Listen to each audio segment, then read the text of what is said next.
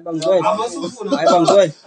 Njengoba sibonayo bangcwele kumhla ka-2 silungisela ukuphuma sikhenana sikhona la edokodweni asihlele insizwa zangakithi la emkhomazi kaDumisi naba lapho Ntokuzini. But intox khamba kahle mfowethu. Wenzani lapho Ntokozo? Ayina baba. Awuzama umakhodo la. Uzokuenela baba. Unasithanda manje bafungile baba wami. Ayino unyazi. Umenze izinto zonke.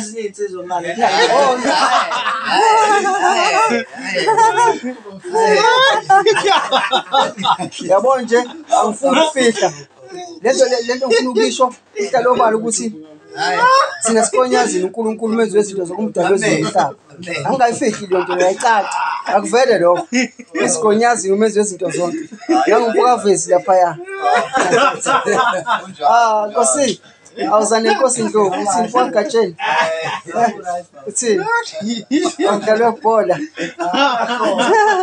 Sikhena abantu abami. So ibhola liphelile. Hayi ibhola liphelile. So into enzeka yile. 12 o'clock kuthe uNkulunkulu siyongena ngaphakathi. Emva kwalokho kuthe uNkulunkulu ngo1 o'clock siyaphuma sikhombe eKenani. Unenkonzo ayileleke la.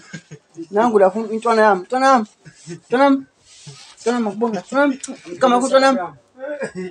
Ntwana musubulala ntwana. Okay na inyama. Talks. Ayishuqulileke manje soyiqumelene. Imshuquli igcwele ikhanda uyabona ke nayo lapha inkosi. Lale ikhathele. Asiye lapha na kubhutwethu iNhlazo endala. Brazo yami. Uyaphila brazo yami? Uyacasha. Bhuti wami. Wathi ngibona ubhuti wami. Bhuti wami.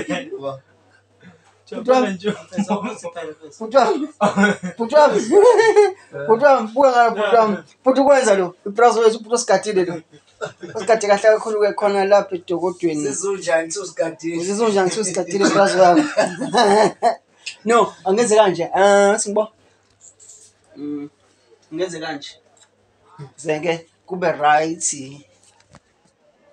Njengoba nibona ke bangcwele.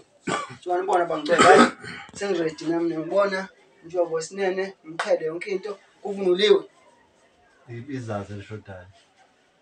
Usibuka ngalo ngenaza. Ngiyabona. Hayi sifit. Wena lutho bani. Sobani wewe. Ngubo.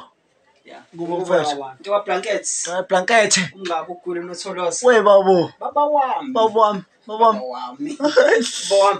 Athi ngibo. Izona impahla lezi sihamba nazo. Izona lezi. Siyezulile uNkulunkulu wethu. Awuni makhula kahle. Baba wami, baba wami. Ninjani kodwa? Baba wami. Saphela ba. Hayi. Ngithi angidlule nje nginibheke. Baba wami.